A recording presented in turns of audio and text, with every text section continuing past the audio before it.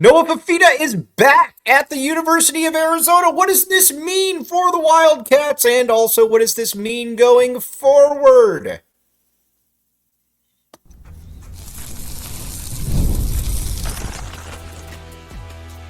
You are Locked On Wildcats, your daily podcast on the Arizona Wildcats. Part of the Locked On Podcast Network, your team every day.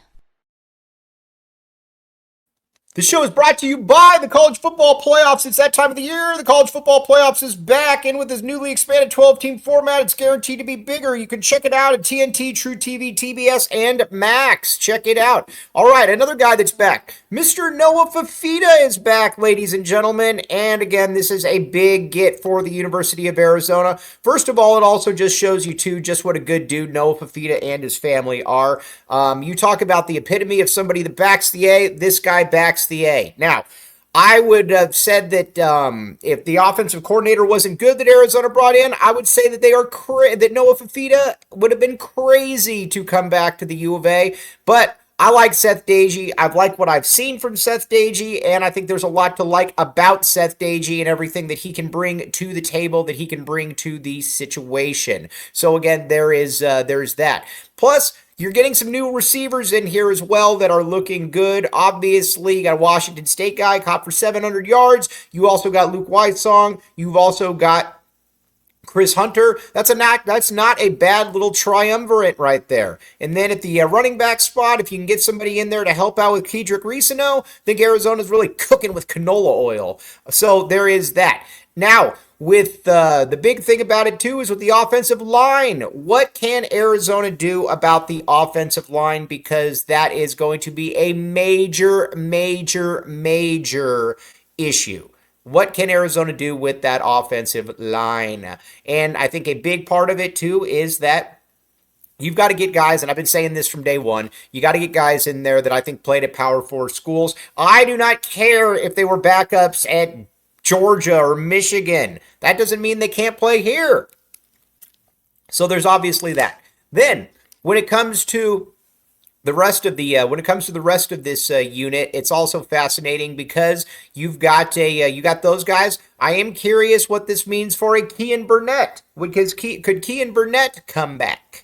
And again, at that point, then it becomes very interesting because you got some pretty good skill position guys and an offensive line that wouldn't be that bad. Either way, Noah Fifita is the absolute man. There's no way around it. This dude is going to go down as one of the most beloved figures in University of Arizona sports history, period. Just because of how much he backs the A, how much everybody does like him. He is he's obviously awesome.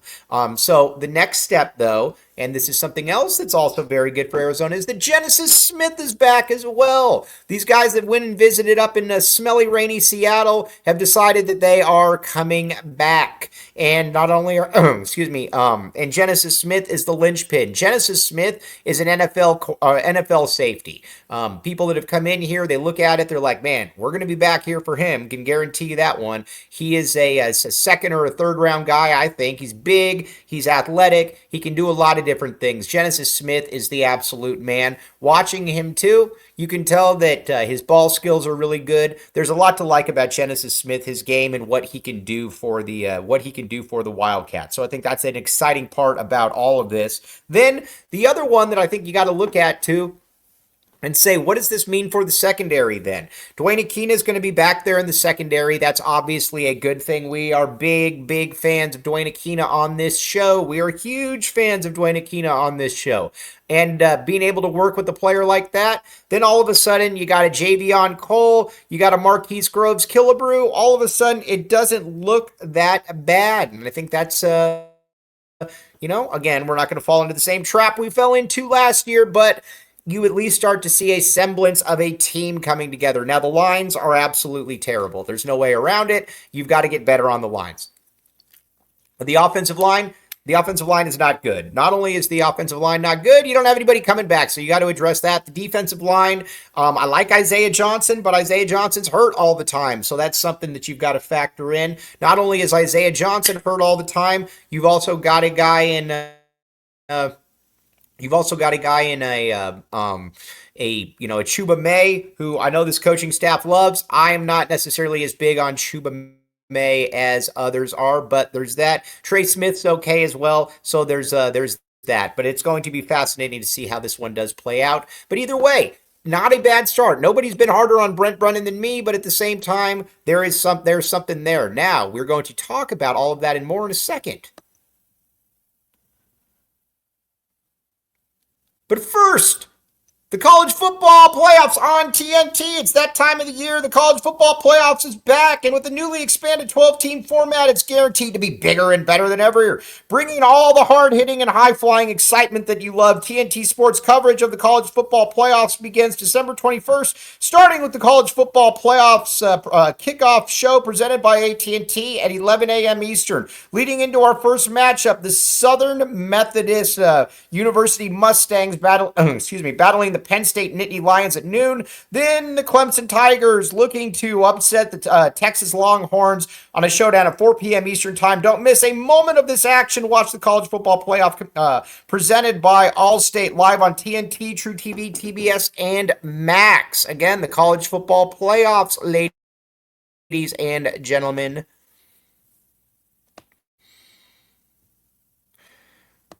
Thanks for keeping it locked on Wildcats and making this your first listen of the day. I am your host, Mike Luke. Okay, now. Let's talk a little bit about where this team, who could be the next one. I wouldn't be stunned if somebody like a Traden Stukes is given a hardship. If somebody like Traden Stukes is given a hardship, then I think it becomes, all of a sudden you got your corners in play. You got Javion Cole, you got Marquise Groves Killebrew, you got Traden Stukes. That's a nice little duo, and who knows? Maybe Dalton Johnson comes back. I don't know. But there are guys that I think that you would like to have back. We will see how this does play out. I don't know about Jacob Manu, but it'd be interesting. Plus, it's very funny, too, to see all those guys go up to Seattle and then say, hey, we're coming back to Arizona. That would be very, very good. But again, here's where I'm at with Brent Brennan. Then we're going to get to a little bit of Arizona basketball. With Brent Brennan, obviously, the first year was an absolute disaster. There's no way around it. Not only was there's no way around it, it was disgusting. What everybody I think was watching, it was bad. There was no other way around it. This coming year, though, it's going to be fascinating to see how this does all play out, because at least they're engaging in the community. Good work, coach. Not only are they engaging in the community, they are also doing some other things too that I think that we all very much like. Again, getting out there and showing people, Noah Fifita, you bring in Seth Dagey. You're doing some really, really good things, and I think that's what you'd like to see. Now, again, you could say it's way too little too late, and I don't necessarily disagree with that. But it is what it is. At least it's better than nothing, so we will go that. Now, let's get to a little bit of Arizona basketball. Listen, I know Samford sucks. I know Arizona is going to still give up threes left and right because Arizona doesn't feel the need to defend the three. That's certainly a hallmark of Tommy Lloyd at this point, and I don't think that there's really any way around that. That's just going to be what it's going to be. But when it comes to this squad, though, Caleb Love was shooting the ball again. Caleb Love was looking like a gunner. We like that. That is good stuff. Watching Caleb Love get out there and actually try to shoot the ball and do things that he was doing last year. The thing about him too is that, like I said, Caleb Love is very much what you see is what you get. And watching Caleb Love, you're like, all right, listen, if he's not going to be a gunner, if he's not going to get shots out there, what exactly are we doing at that point? And I think that is the concern. You need to be able to figure out what you're going to do with Caleb Love. And if you don't figure out what you're going to do with Caleb Love, then there's no reason to really have him out there. But he was getting to the basket, 8 free throw attempts as well. Very, very much like 8 free throw attempts. Also, Pelle Larsson, my friend. Anthony Del Orso, you put him in the starting lineup. I would still start Carter Bryant. I get it, though, but Arizona needs to play Carter Bryant because, again, you're playing with fire, not playing Carter Bryant. You are starting to You're starting to play with fire as well, so there's obviously that. And because again in the recruiting situation, you want to be able to have I think you want to be able to feel good about how all of those things do play out. So there is obviously that. But again, these aren't Power Four teams. It's Samford. I get it, but at least I saw a little bit of that look in Caleb Love's eyes again. It's like, hey, this is what I do. This is who I am. This is what I do. I think that was exciting to see because that's something that we have missed from Caleb Love for quite a long time, and I think that's something that is not. Again, if you're not going to be Caleb Love, there's really no reason to There's really no reason here to to play Caleb Love at that point. So there's that. Now, we're going to talk about all of that and more and what this means for Arizona basketball going forward. But first, PrizePicks. Check it out. Here's the deal at PrizePicks. Download the app today and use code LOCKEDONCollege to get $50 instantly after you play your first $5 lineup. Again, download the app today and use code LOCKEDONCollege for $50 instantly off after your first $5. The great thing about PrizePicks as well is that, like I said, you can do all kinds of good stuff. You can say you can get your lineup, roster, contest, and participates, enter. You can get your lineups, all of that. There's all kinds of really good stuff. And what's great about it, too, is that it is fun. There's a lot of different stuff to go on with there. PrizePicks, check it out. Download the app today. Again, use code LOCKEDONCollege and get $50 off instantly when you play. Also, FanDuel. You know the drill with FanDuel. Check it out. FanDuel, you can put out $5, and if you're a new customer, you can get $150 in free plays. That simple, that easy at FanDuel. Now, the other great thing about FanDuel is you can bet before the game, you can bet during the game, you can bet going forward, you can bet futures, you can bet a lot of different things. So there is obviously that. I think the other great thing about FanDuel also is that you know that your money's good. It's a big part of it. Now, you might say, Mike Luke, you know nothing about sports. You're right. Guess what? At FanDuel, you can check it out and you can hop in there as well. So again, check it out at FanDuel.com. You will thank me later on this one, ladies and gentlemen. You will thank me later. And again, get in on that. This is the best time of the year to bet on things, period, point blank.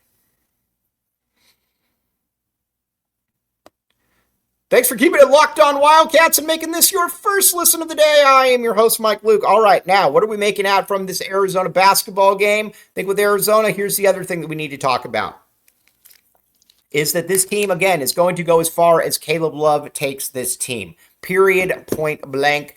They need him to be an All-American type. If you're not an All-American type, then that's not going to be good enough. I think where we're at, too, with KJ Lewis, it's a little bit concerning. I think with KJ, he is how do I put this? KJ's can't really dribble the basketball, and I think that's the issue, is that it's kind of a guy on Twitter, Gary Crook said, it's kind of like watching Daniel Dillon, getting the dribble and bouncing it back a little bit, and then, it doesn't look good. It doesn't look right. That's not the way that it's supposed to look.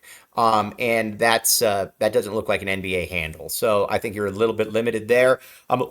I like KJ Lewis, obviously. I'm a little bit surprised that he wasn't able to take that step, but who knows? Everybody works on their own schedule. Then Carter Bryant, obviously. Love Carter Bryant.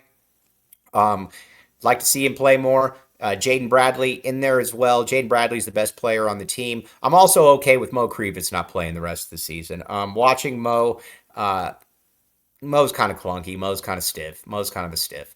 And I think that's the thing that kind of concerns me about Mo Krivitz is I just don't know how much better he's going to get. So Henry Vasar, not bad, blocking some shots. Townsend was better in this game. Now again, Townsend's always going to be able to feast in situations like this because he's going against undermanned, overmatched players.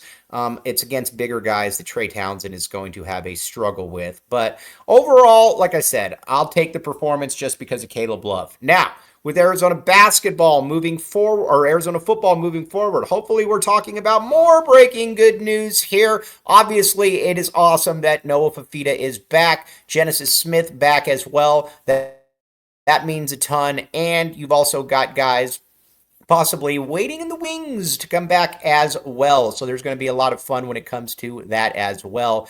But as always, very, very much appreciate you all making Locked On Wildcats your first listen of the day. I'm your host, Mike Luke. Bear down. Back the A. We're going to be back with you tomorrow, hopefully talking some more really, really good Arizona football news.